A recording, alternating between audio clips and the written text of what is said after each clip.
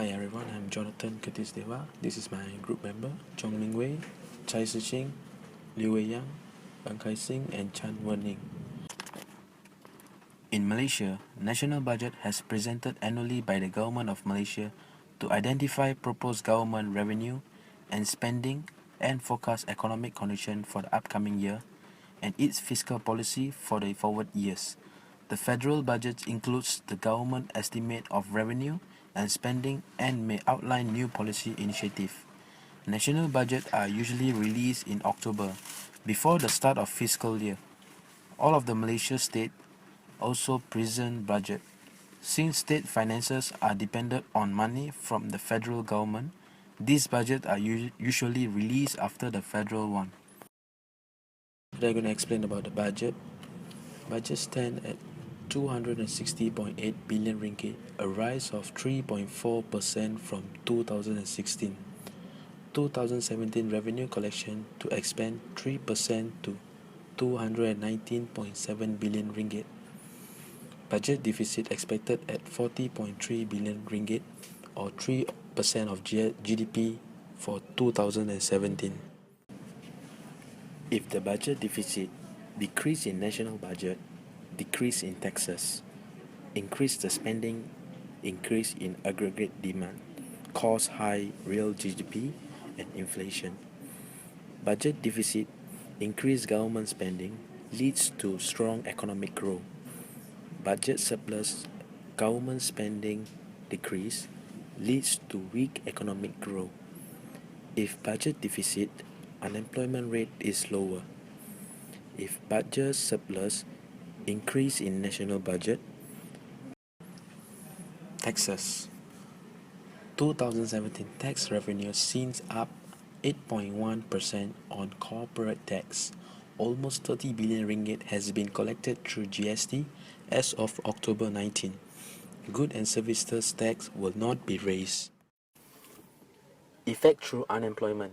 Today, digital technology has changed the way we work and live. However, not everyone has the opportunity or the know-how to make most of it, especially communities with limited exposure to IT. Register with e-Rezeki now.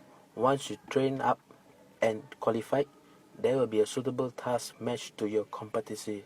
Registration is free. Please register via our Pusat e-Rezeki. Government provide 100 million ringgit allocation for 300,000 participants. The effect of unemployment. The unemployment rate from 2011 to 2017. For the year of 2011, the unemployment rate is 3.1%. For the year of 2012, the unemployment rate is 3%. For the year of 2013, the unemployment rate is 3.1%. For the year of 2014, the unemployment rate is 2.9%.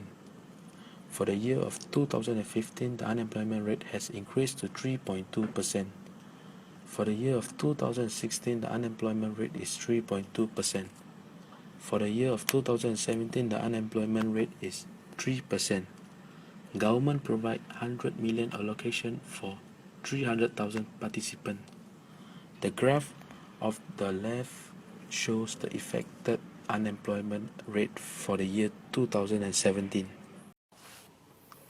The output growth. Output growth is an increase in the capacity of an economy to produce goods and services compared from one period of time to another, if can be measured in nominal or real term. Export of palm oil, rubber and cocoa and paper. 286 million allocated to increase export. If the budget deficit, decrease in national budget, decrease in taxes, increase the spending, increase in aggregate demand, cause high real GDP and inflation. Budget deficit, increased government spending, leads to strong economic growth.